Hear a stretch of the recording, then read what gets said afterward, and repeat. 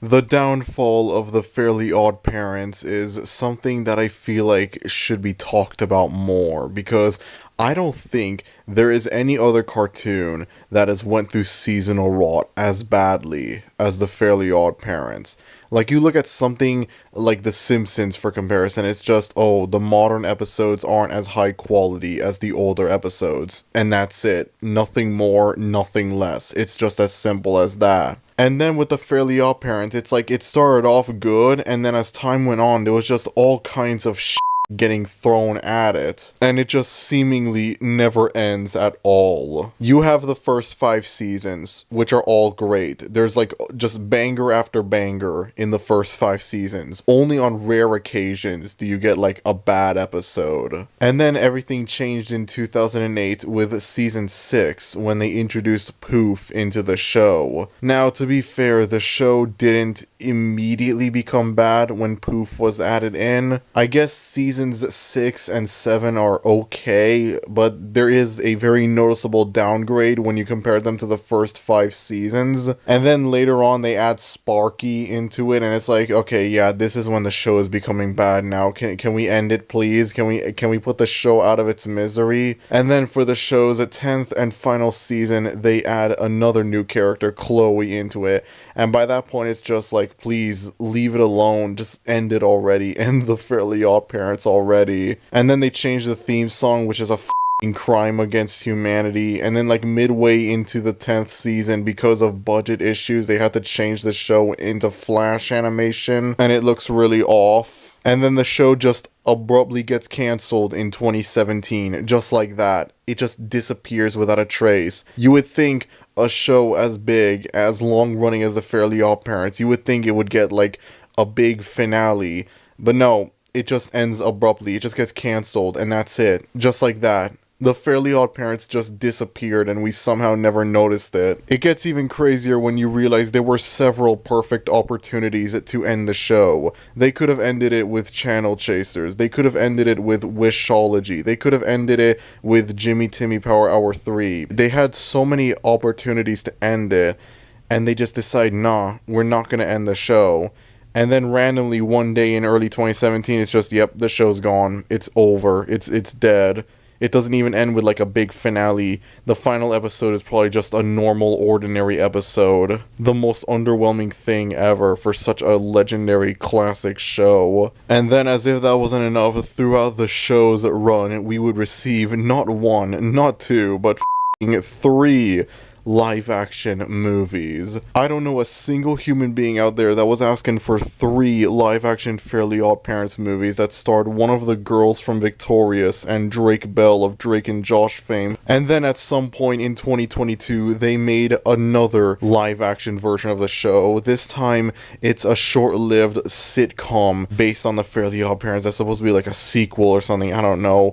It comes out, it gets negative reviews, it's immediately forgotten about. I couldn't find any news at all of the show being canceled. I couldn't find like an official announcement, but it's been over 2 years, I'm pretty sure, since this came out, and it got removed off of Paramount Plus, and like Nickelodeon is not advertising it anymore, so I think it's safe to say the show has been canceled. It's just dead, just like that, gone. There's like no way to watch it at all. You want to watch Fairly Odder, you gotta sail the 7th season in order to watch it. It's just as simple as that. And then apparently they're just making another version of the Fairly Odd Parents, this time a Netflix cartoon, which, I mean, okay, maybe that's a little bit better than doing it in live action, but still, it's like, nobody wants a new version of the Fairly Odd Parents. Just please leave this franchise alone. It's been bad for far longer than it's been good. And then, as if that wasn't enough, Butch Hartman, the creator of the show and the creator of Danny Phantom,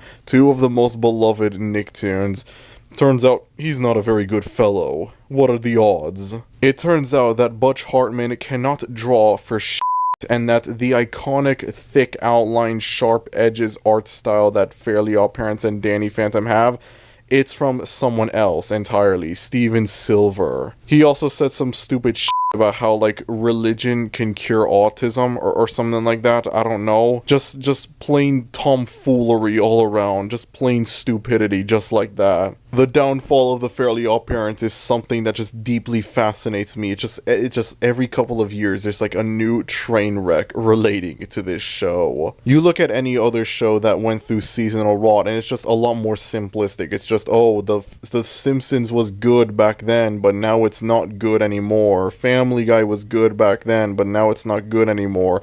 Simple as that. And then with the Fairly OddParents, it's just a storm, a never-ending storm of garbage. And yet, somehow, despite everything that I just brought up, none of the things that I brought up come close to being as bad as Pixel Pinkie.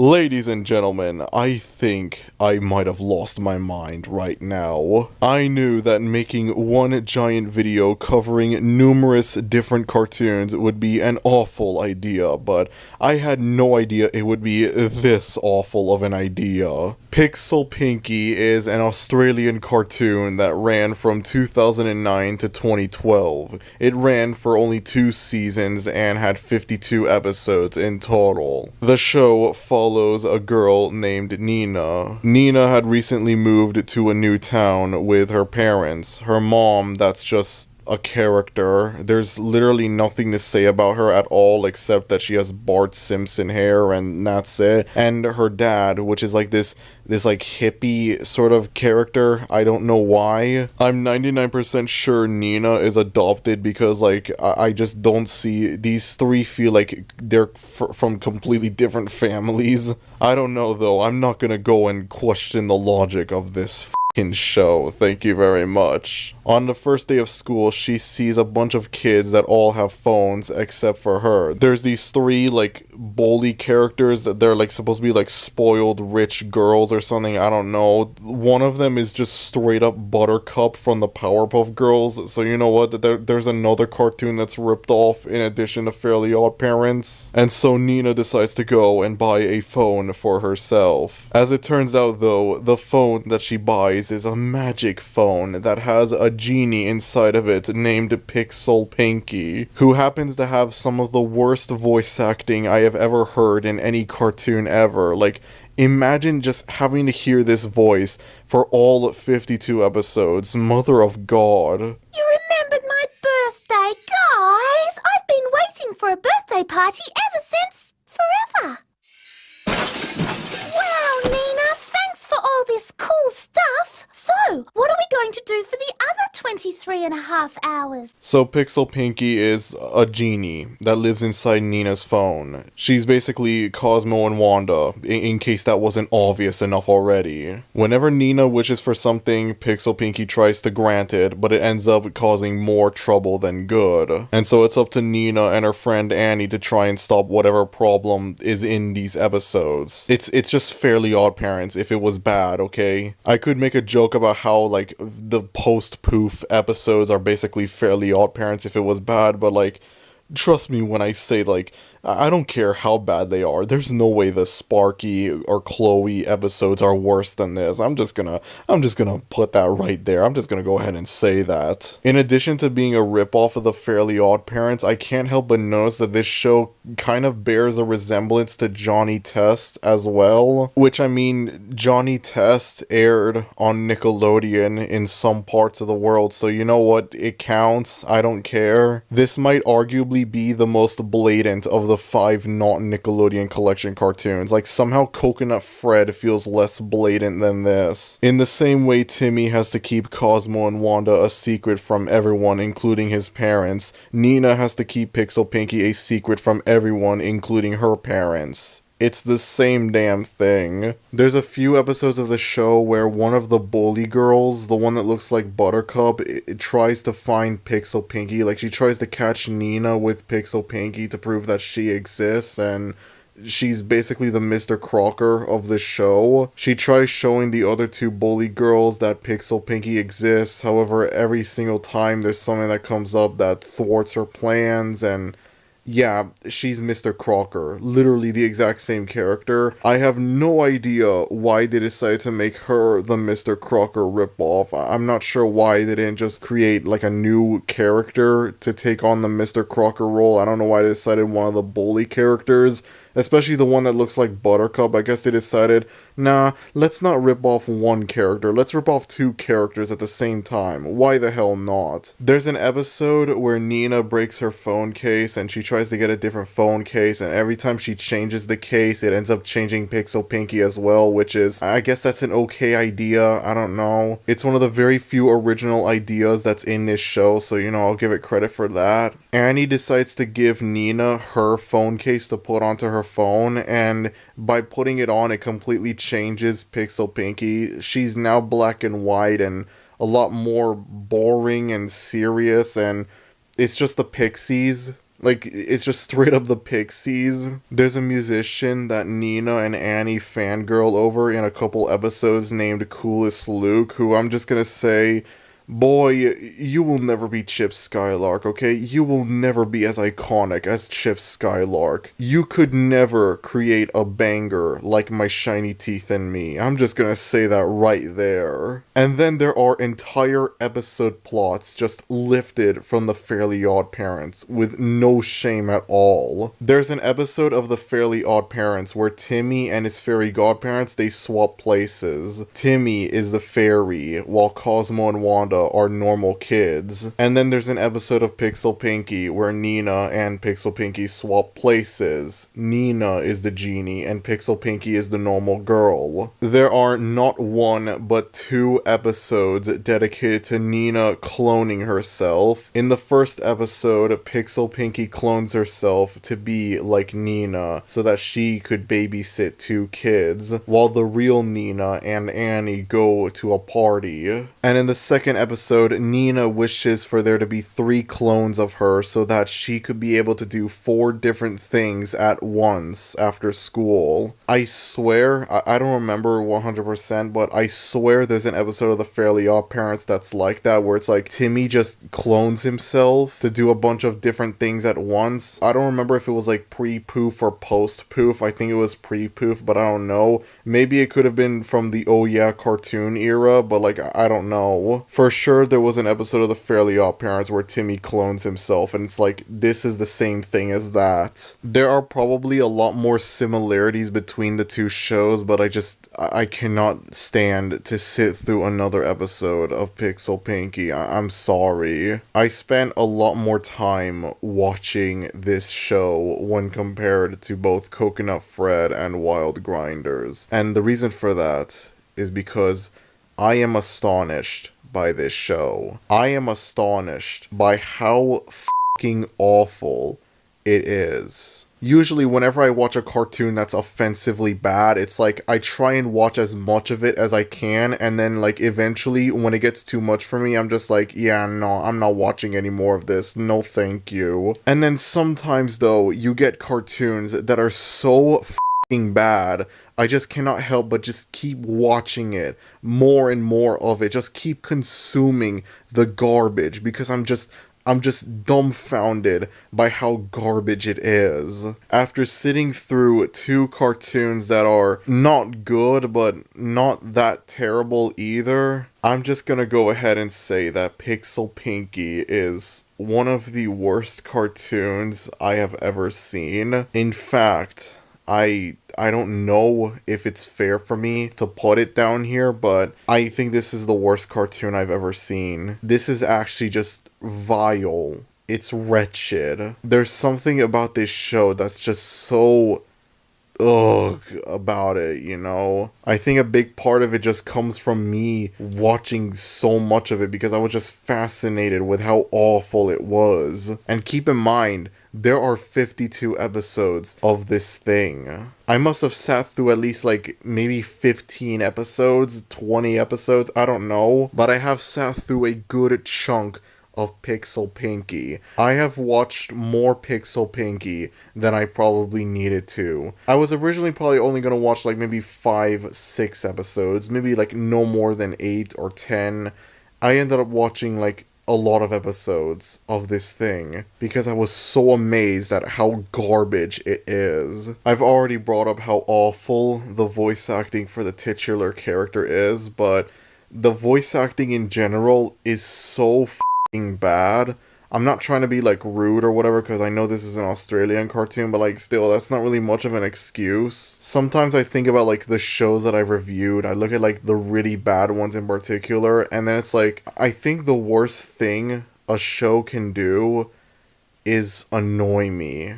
And that's what Pixel Pinkie did. The voice acting is awful. Nina's voice is awful. The bully girls' voices are awful. It's awful all around. It's an assault on your ears. Look, Nina's leaving with that cool pink-haired girl. That's the guitarist. Hello? Nina, I can't dance if there's no music. Nina! Quick, they're getting away. I seem to notice there's a recurring trend going on with the Not Nickelodeon collection, in that my main issue with these cartoons are not the fact that they're ripping off the respective Nicktoons that I'm claiming them to be a ripoff of, but rather it's just there's other qualities that they have besides the fact that they're ripoffs. My main issue with Coconut Fred is not that it's a SpongeBob ripoff. My main issue with it is that it's just kind of annoying and obnoxious, although it's nowhere near as bad as Pixel Pinkie. My main issue with Wild Grinders is not that it's a ripoff of Rocket Power. In fact, I don't think there's anyone out there that cares about Rocket Power that much to like get mad at this for ripping it off, but my main problem with it is just that it's just kind of dull and uninteresting. And then my main problem with Pixel Pinkie is not the fact that it's a Fairly OddParents ripoff, but rather it's everything about it is bad. Most of the episodes have dialogue in them that just comes off as being from out-of-touch corporate businessmen trying to appeal to the kids, trying to appeal to the current youth, and it is so fucking cringy to watch. Like, I know this was made in 2009, but like still, it's just like what the hell? It's some of the most how do you do fellow kids dialogue I've ever heard in my life. That's the core juice bar. It's where anyone who's anyone hangs out after school. Cool. We'll have to come back later. That's later. L8R. Hey, you're getting into the text talk already. There's an episode of the show where Nina and Annie get to hang out with Coolest Luke, and I know this was made in 2009. I know, like, you know, it was a different time, but like, you know, this kind of looks off now in retrospect. This has aged so f***ing badly now in recent times. Like, what does this look like to you, huh? What does it look like? I'm just gonna go ahead and play this one little clip, and I'm gonna ask, how does this clip make you feel? In today's day and age, how does this clip, how do you feel watching this clip, honestly? Ignore the fact that this was from 2009. Just focus on it from the perspective of today. How does this make you feel? You might want to get that. Coolest Luke? Listen, I looked at your webzine and homepage and I just love it. Love it. You're exactly the kind of talent I could use. How would you like to spend a few days with me? Taking photos and just hanging out. Getting to know the real me. So you can design my website. I'll just discuss it with my, associate. We're a very tight-knit pair. Be right back. Yeah, the implications, the very unfortunate implications that this episode has today. Throughout the episode, Nina and Annie notice that Coolest Luke is kind of a spoiled bitch. And then there's one scene that is so f***ing disgusting that, like, I don't even think I can show it or even describe it, but, let's just say, you know that one guy at Nickelodeon who made like all those sitcoms, and he had like that specific fascination with that one part of the human body, you know, like that guy. Yeah, that is in it. And like when you take into consideration, like you think about like that nowadays, it's like it's not even just Mr. DS or anything like that. It's not even just that, but it's just there's just so many things that make that poorly aged. I really wish I could go into more detail about this, but like I don't feel comfortable doing so. As a form of revenge, rather than calling the police, Nina and Annie decide to create a website exposing Coolest Luke for all the stuff that he had done. Being serious about this is just all the instances of him being a spoiled brat and not like any genuinely up stuff of, you know. Coolest Luke confronts the girls about the website and admits that he's struggling with his fame, he's struggling with his pop star life, and he would rather be a normal boy, he would rather live a regular life, which is not an excuse at all. He apologizes in what is very clearly a fake apology, and Nina and Annie just decided to forgive him, and they decide to go to his concert anyways, and like you frequently see him in a lot of the subsequent episodes, you see him mentioned. I get that this was made back in 2009, but like, Jesus, watching this today in 2024, it's very uncomfortable to say the least. It makes you question, like, how the hell were they okay with this, really? On a serious note, looking past the unfortunate implications that this episode has, looking at it now, I usually don't really care all that much about, like, messages and morals and whatever in cartoons, but thinking about it with this, it made me realize that never meet your heroes is a lesson that I almost never see in any cartoon at all, and I feel like that's a really important lesson that kids should learn. And I'm so surprised that like there's barely any cartoons at all. There's like almost no cartoon I could think of that has that sort of message of, you know, never meet your heroes, anything of that sort. I would have been amazed if Pixel Pinkie of all cartoons would have this sort of message, you know, don't meet your heroes, don't idolize people, celebrities are not your friends, parasocial relationships are bad, you know, that sort of thing. I'm surprised there's not a lot of cartoons out there that have that message, and it would have been crazy if this was one of the only cartoons to have that message, but nope, they just go with a cheap cop-out, and they end up forgiving the person that they're idolizing. At the same time, though, I feel like I might be asking for just a little bit too much out of this extremely obscure, extremely crappy Australian Fairly OddParents ripoff from 2009. I have to wonder, is there anything good about this show? Is there anything good about it at all? Yeah.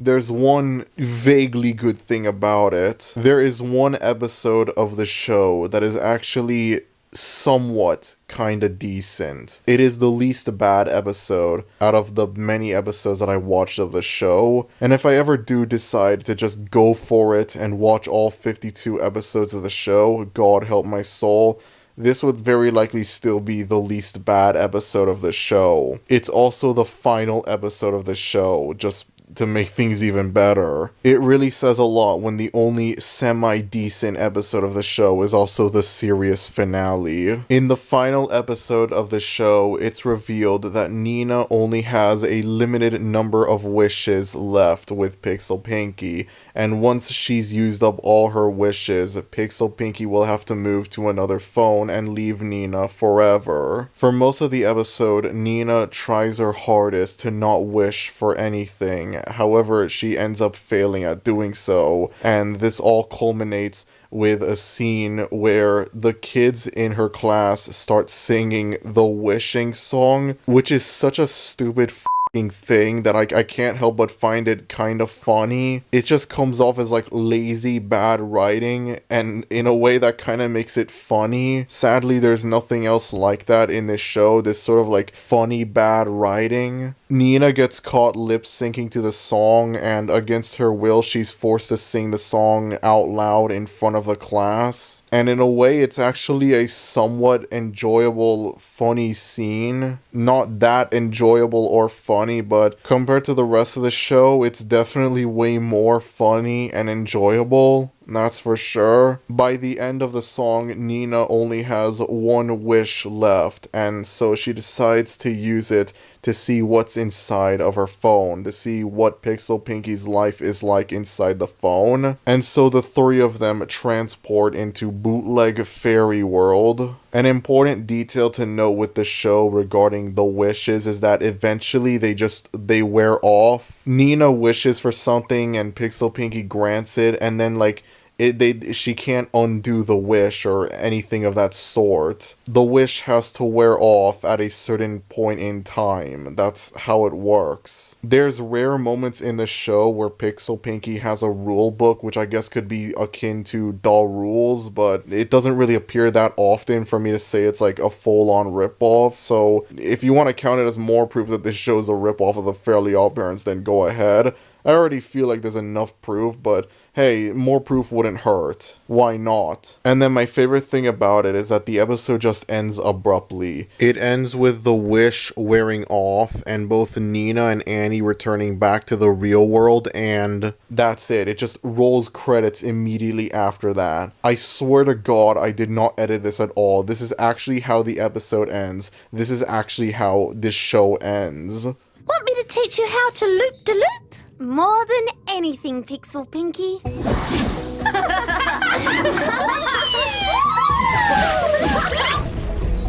Whoops, looks like you're out of here.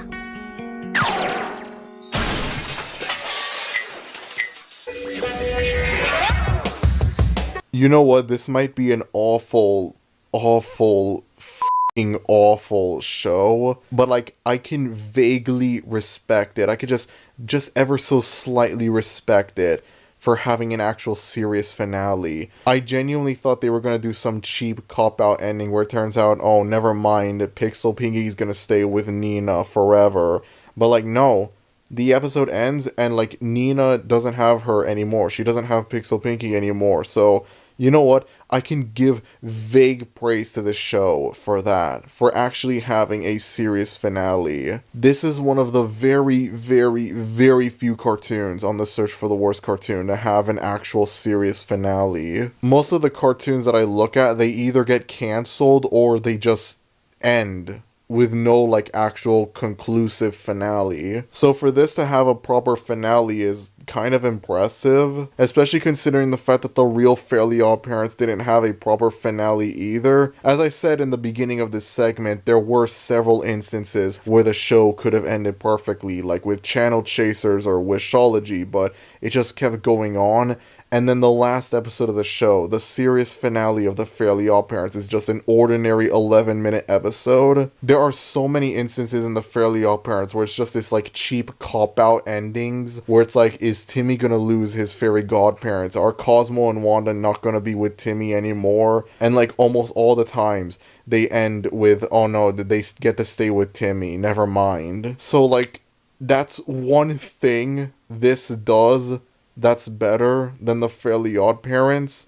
I cannot believe I am giving a little bit of praise to this show, but I am. This is the only thing Pixel Pinkie has over the Fairly OddParents, and it might be the only thing that any of the not Nickelodeon collection cartoons have over the real Nicktoons that they're ripping off. But even then, though, that is obviously not enough to save this show from being one of the worst cartoons I have ever seen in my life. I really hate this show. I genuinely do. It is so f***ing bad. Like, you have no idea. It's crazy how we went from two shows that they're not good, but they're also not that bad either, to a show that's just genuinely awful to sit through. Genuinely abhorrent. And yet despite this, despite how awful this show is, I couldn't help but sit through a lot of episodes of it. I sat through more episodes of this than I did for Coconut Fred or Wild Grinders, even though it is so much worse. And again, that's because I was just so astonished by how bad this show was. It's like a rare kind of offensively bad, where it's so offensively bad, I just want to keep watching it. I don't turn away from it. There's no limit where it's like I get like, okay, I don't want to watch this anymore. I'm sick of watching it. God, end the pain. It's just like I just keep watching it because I'm so fascinated by how awful it is. It truly is one of the worst cartoons ever made, easily. And so far, it is the worst cartoon that I think I've looked at on the search for the worst cartoon. This could be subject to change at some point in the future, but please keep in mind that if I ever do decide to change it so that's like, okay, this isn't the worst cartoon I've seen on this series, this comes dangerously close. Like, this is like rock bottom, essentially. very close to rock bottom. Even if I decide that, okay, you know what, this isn't the worst one. This is probably gonna be like second or third worst. I don't know. What an awful f***ing show. Genuinely vile to sit through. And with all of that said, let us move on to the next not Nicktoon.